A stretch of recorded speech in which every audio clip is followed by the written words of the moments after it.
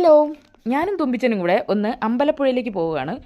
തുമ്പിച്ചൻ്റെ second time എക്സാമിൻ്റെ progress card sign ചെയ്ത് കൊടുക്കേണ്ട ദിവസമാണെന്ന്, അതിനുവേണ്ടി പോവുകയാണ് കേട്ടോ. അപ്പോൾ അമ്പലപ്പുഴ പോയിട്ട് നമുക്ക് അമ്പലപ്പുഴ ഭഗവാനെ കാണാതെ വരാൻ പറ്റില്ലല്ലോ. അപ്പോൾ അമ്പലത്തിൽ പോകാൻ പറ്റുന്നൊരു സാഹചര്യമാണെങ്കിൽ ഞാനത് മിസ് ചെയ്യാറില്ല കേട്ടോ. അപ്പോൾ അമ്പലപ്പുഴക്കാർക്ക് എല്ലാവർക്കും അറിയാം, നമ്മൾ അമ്പലത്തിൻ്റെ അകത്തോട്ട് കയറുമ്പോൾ തന്നെ ഒരു പ്രത്യേക വൈബാണ് കേട്ടോ. അതുകൊണ്ട് തന്നെ നമുക്ക് അമ്പലപ്പുഴ പോകുമ്പോൾ അവിടെ കയറാതെ വരാൻ തോന്നാറില്ല.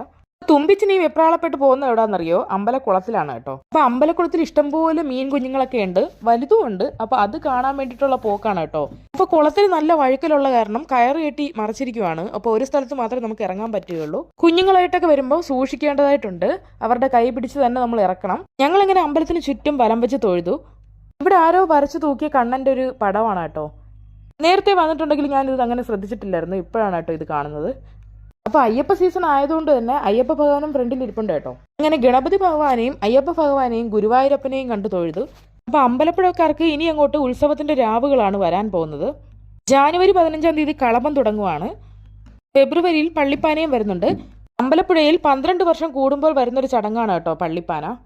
അപ്പോൾ അതിൽ കൂടാനൊക്കെ പറ്റുന്നത് വലിയൊരു ഭാഗ്യമാണ് കേട്ടോ. അപ്പോൾ ഉത്സവത്തിന് മുമ്പുള്ള ഒരുക്കത്തിലാണ് കേട്ടോ ഇപ്പോൾ അമ്പലപ്പുഴ.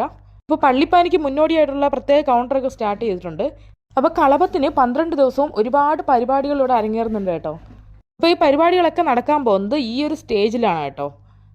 അതിൻ്റെ ഒരു ഡെക്കറേഷൻ വർക്കും കാര്യങ്ങളൊക്കെ ഇവിടെ നടന്നുകൊണ്ടിരിക്കുകയാണ് കേട്ടോ. അമ്പലത്തിൽ തൊഴുതിറങ്ങി കഴിഞ്ഞാൽ നേരെ പോകുന്നത് പടിഞ്ഞാറ നടയിലേക്കാണ്. അപ്പോൾ അവിടെയുള്ള കളിപ്പാട്ടങ്ങളെല്ലാം തുമ്പിച്ചൻ വലിച്ചെടുക്കുന്നുണ്ടായിരുന്നു. ഞാൻ അവസാനം ഒരു ഐസ്ക്രീമിൽ ഒതുക്കിയിട്ട് നേരെ സ്കൂളിലേക്ക് വിട്ടിട്ടുണ്ടായിരുന്നേ. അപ്പോൾ അമ്പലത്തിൻ്റെ അടുത്ത് തന്നെയാണ് ഇവരുടെ സ്കൂളും. അങ്ങനെ മാർക്ക് ലിസ്റ്റൊക്കെ കണ്ടു, പ്രോഗ്രസ് കാർഡൊക്കെ കിട്ടി, സൈനൊക്കെ ചെയ്തിട്ട് ഞങ്ങൾ അവിടെ നിന്ന് ഇറങ്ങുവാണ്. ഇനി നേരെ വീട്ടിലേക്ക് പോവുകയാണ്. ബൈ.